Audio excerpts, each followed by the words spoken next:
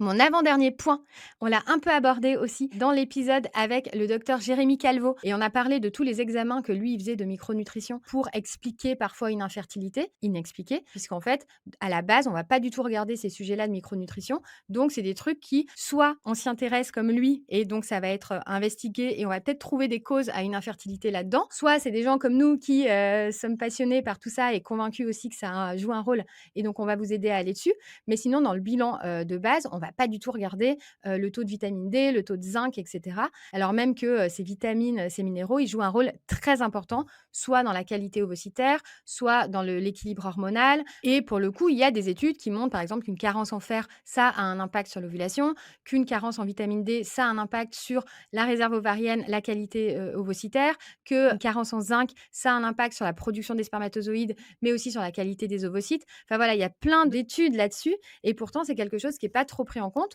Certes, c'est beaucoup moins flagrant, grave qu'une femme qui n'a pas de trompe, par exemple, qu'elle est trop obstruée, mais ça reste plein de petits leviers qui jouent un vrai rôle en matière de fertilité et qui sont pas assez regardés. Donc, faire un bilan vitaminique et minéraux, faire en sorte vraiment d'avoir plus de vitamines et minéraux dans son alimentation, c'est hyper important. Aller les chercher dans un multivitamine, un complément alimentaire, le cas échéant, ça peut être très bien aussi quand on n'en a pas assez.